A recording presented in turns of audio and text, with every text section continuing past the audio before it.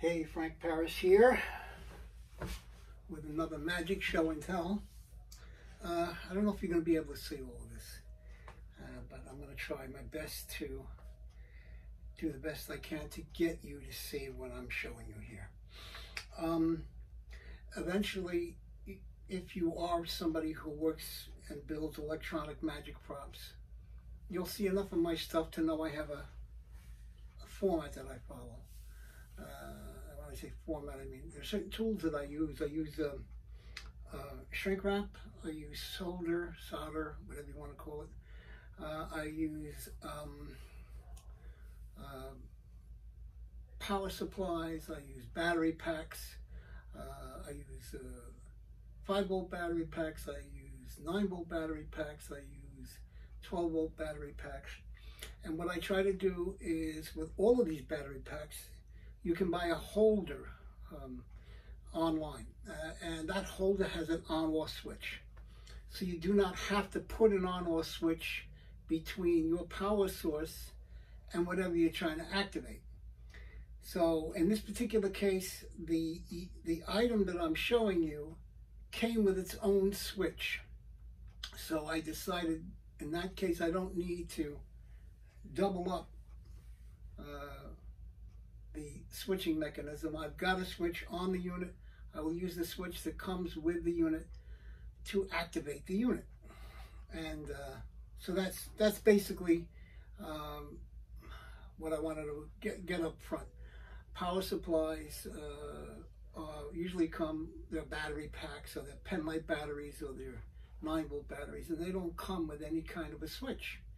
You know, there's no on-off switch on a reusable, on a rechargeable battery, on a regular battery. So you either have a power pack that has a built-in switch in it that you insert the battery into, and they're all over the internet. You type in 9-volt battery enclosure, a 12-volt battery enclosure, a 6-volt battery enclosure. They have all of these enclosures, and you just drop your batteries in there, okay, and you wire the plus and the minus to whatever item you want to create, and then just flip the switch on that, and that's your power source on and off, so you don't drain the battery. But in this particular case, the unit that I bought came with an on-off switch, and I'll explain that in a second. There is a trick called the inverted dog. There is a Chinese, Japanese guy selling this on eBay. Okay, it's called the inverted dog, and it's a cute little item. I had an original inverted dog, and then when it died, I bought the Japanese, Chinese dog. I didn't feel like trying to rebuild the whole thing. But of late, you know, I spent $389. I think he's getting $389 on eBay for the inverted dog, which is cute. There's no question about it being cute. It's a cute little item. But you can build your own version of it for a lot cheaper than $389.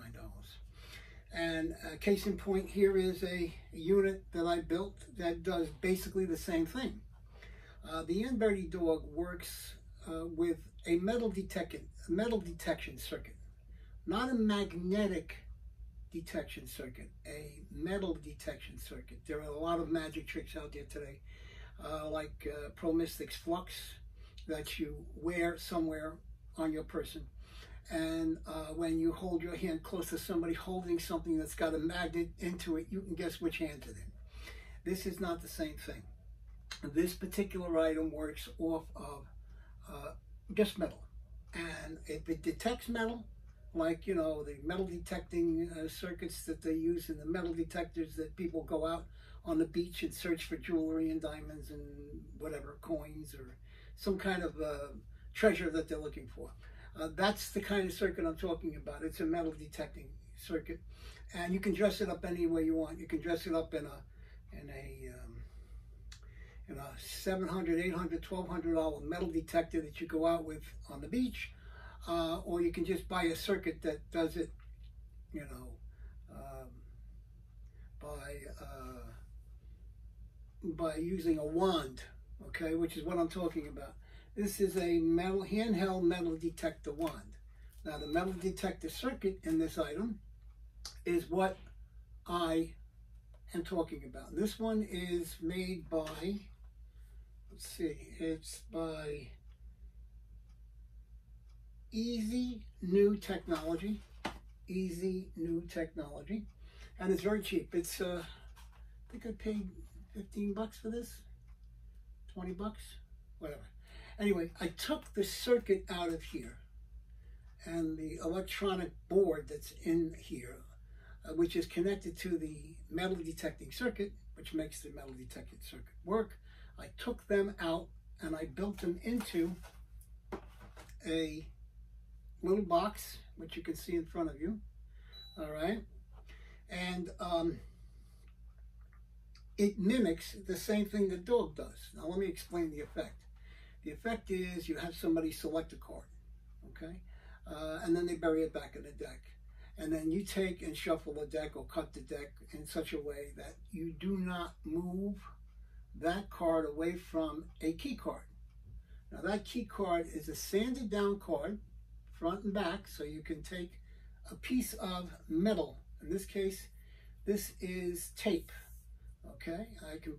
I would put this on 3 or 4 sides or even the center of the playing card and then glue the playing card together to make one playing card. The reason I sand down the playing card so it's, when I put it back together, it feels more like a regular playing card. So once you've done that, you've created your metal detecting circuit, all right? Now with the inverted dog, which I have over here, the inverted dog, when you take your deck of cards and you have somebody select a card, the bottom card is your key card, okay, the bottom one. So when you cut the deck, that card, after they've selected the card and you put it on top, is going to be right before their card.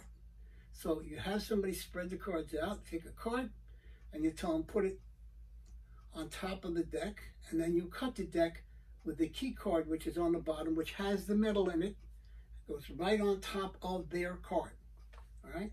Then you take and you say, in my case, I say, I have become too lazy to try to find the card. I'm not a card magician, and I'm never going to be a good card magician, and so I'm using a homemade Frank Paris Tesla card detector. That's what I build them as, okay? And so now I'll cut the deck, and now I say, all right, I'm going to just take the cards and I'm going to just throw them into this little plastic holder, which you can see right here, okay? And as I put them in the holder, okay, they stay in the holder, and when I get to the key card, which has been sitting, okay, on the top of the card that they have selected, it's going to make a noise and light up. Let me see if I can get that key card out for you so you can see. I got one right here. All right, so I would take this key card. Oh, actually, that's not a key card. That's not a key card. I thought it was. I mean, it's just a regular card. Let me find the key card here. In this case, the 10 of spades. And I would place it, and you can hear the light going on and hear the sound. Okay, I'll do that again so you can hear it.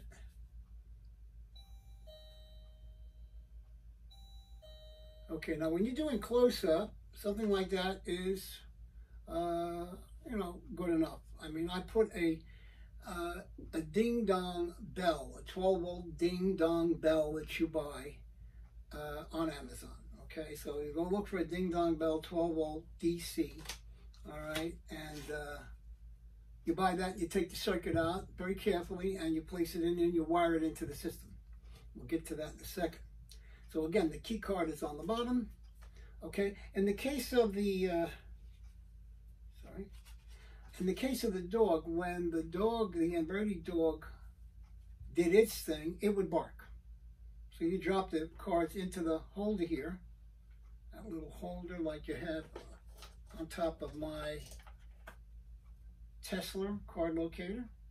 You would drop the card into that holder there, and then the dog would start barking. And you would know that the next card, the one that they're holding in their hand, is their card. So, bearing all of that in mind, we have somebody select the card. Say they selected the this card here, which is the Jack of Diamonds. place it on top. Now you take the 10 of spades, which is the key card you made, which you use the tape to make, and you put it on top. That half of the deck goes on top, so that now the key card is buried along with the card that they selected, and it is on top of their card. And then you slowly start placing cards into the holder. All right. Now when we get to that key card, I can't see it, so I won't know until it starts making noise. Oh, well, I'll do that again. I was talking. Okay, so now it made the noise, the light came on, and you know that the next card is the card that they selected, which is the Jack of Diamonds. Okay, so we've seen how the trick works. We know how it works with the dog, and we know how it works with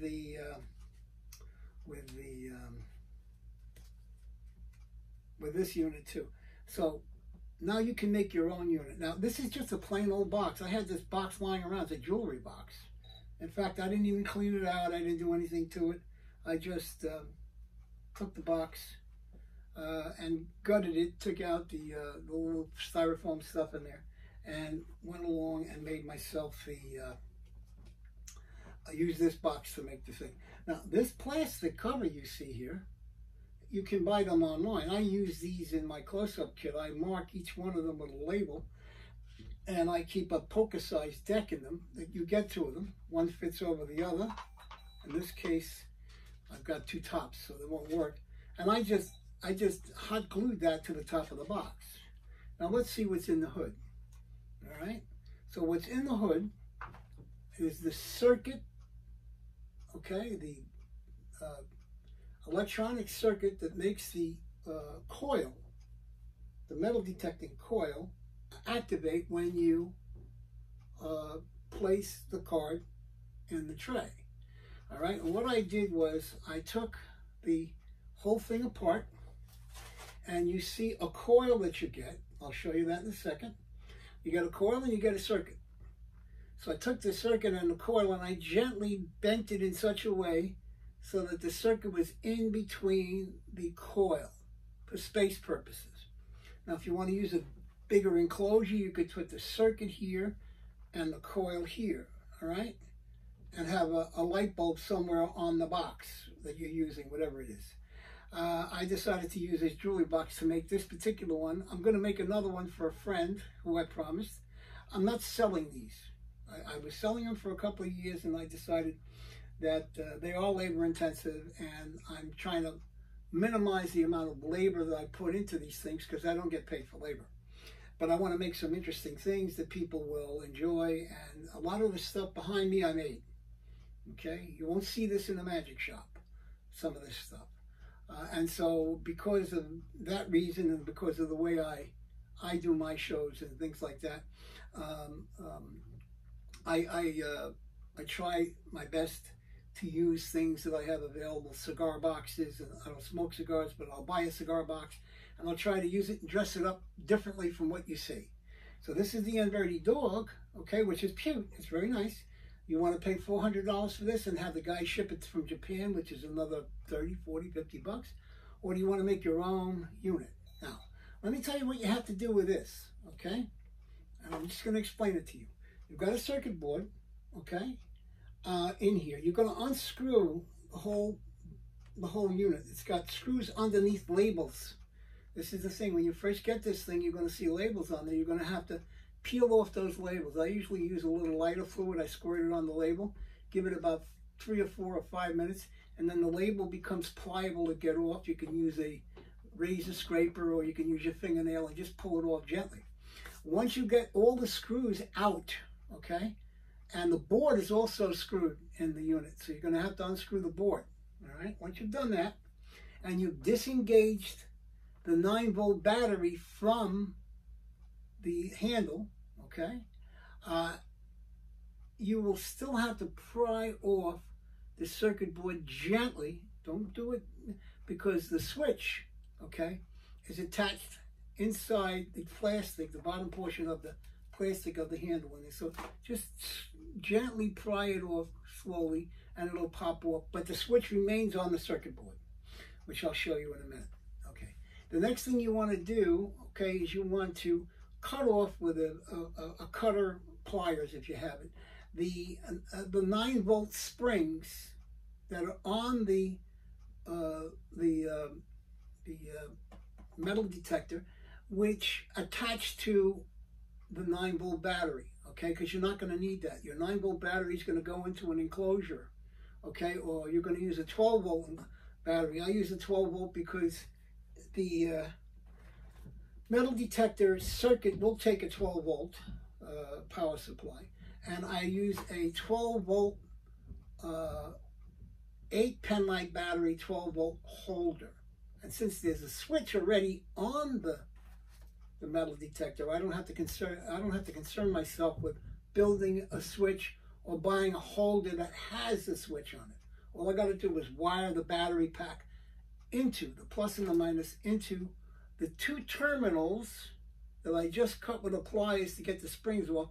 Just wire that in plus and minus. Okay, so once you've done that, okay, you've got a power supply that will power the metal detecting circuit, and you want to power the metal detecting circuit with a 12-volt power supply, not a 9-volt power supply, because now you're adding a little light bulb, okay, which could be, excuse me, any automobile light bulb that you can buy, a decorative light bulb, a backup light, that kind of thing, something small, which you'll see right here.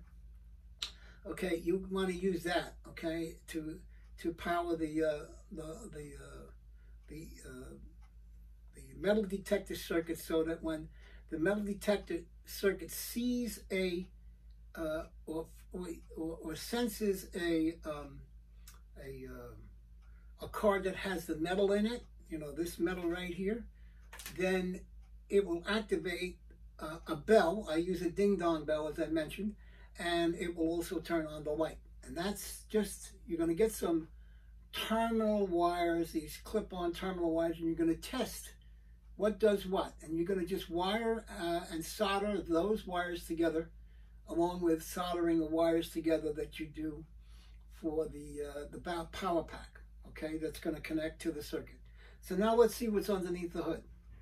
What's underneath the hood, okay, is what I said. You have your 12-volt battery pack, which doesn't have a switch on it. Okay, you have your ding-dong bell circuit. You'll have to take it out of the housing, all right, because there's not that much space in here. You have your metal detecting coil and the circuit that goes inside of the metal detecting coil. You're just going to bend it so it fits in there. There's 2 copper wires. You want to make sure they don't get desoldered, but if they do, when you're bending it, just solder them back onto the circuit board. It's no big deal, okay? And that's basically it. You have your wiring there. I've taken all of the wires that connect to whatever, and I have taken those wires and I have put them in place and soldered them, and then shrunk wrap each one of those wires together so that they don't touch anything else. All right, and that's basically it. You're going to wire in series the light bulb and the ding-dong bell, okay, to the circuit board. All right, that's what you're going to do. The circuit board's 9-volt battery becomes a 12-volt power pack, which is this guy right here. All right, so you're going to wire that into the 2 wires, and the springs that you cut off are going to be gone, but you'll have the 2 terminals, and you'll wire that 12-volt power pack to the terminals. All right, the ding-dong bell circuit is going to be wired to where the buzzer was, because there's 2 circuits on this thing. There's a buzzer, okay, circuit, which is a switch 1 as a 3-position toggle switch. Switch 1 is the buzzer. So when you're doing a metal detecting thing, all right, for you are checking people for security and you're checking to see if they got knives or something metal they shouldn't have, you can either have the buzzer on the metal detector, or you can have a light go off. All right, so I have it on buzzer. All right, and instead of a buzzer, I have the ding dong bell wired into series, and I have the light, that light right there, wired into the series. Okay, and you just cut off, snip off the buzzer. Okay, and you take those 2 wires. Okay, you have to extend those wires. You know, you get some wire, plain wire, and just connect those wires and put some shrink wrap, because you got to make them longer so that you have enough room when you open and close the circuit to make it work. Now that ding you're hearing is because there's metal. It's sensing metal. All right, and because it's sensing metal, it's going to go off. But once it's closed and it's gone through its cycle, all right, now you can do your trick where you have your, let me see if I can find that card again. Here we go. All right, so now you can do the trick where, you know, you have somebody select the card, place it on top, and now you're going to cut your key card, which is the metal card that you made up, right? You sanded down the front and the back of the card, and then you put in the metal. You could take the stick-on metal here, this kind of stuff that's got glue backing, and just run a piece here, here, here, and here. Or you can put a piece in the middle, 2 pieces in the middle if you want, or even 1 piece in the middle. Okay, I try to cover my bases by putting it so that it goes around 1, 2, 3, 4, and then I glue the card together, and there is my key card. Now, some key cards are fatter than others depending on how much you want to sand away, and you could conceivably give the card to somebody, the deck to somebody to throw into the box. But when they get to their key card, they might figure out that this is a gimmick card, you know, and that's up to you. That's whatever you want to do. I mean, but once that key card is on top of the selected card, once you drop those cards into the box, this little holder that's glued or hot glued in there on top, you're going to have the unit activate. See here, I guess I did that again, right? That unit is going to activate,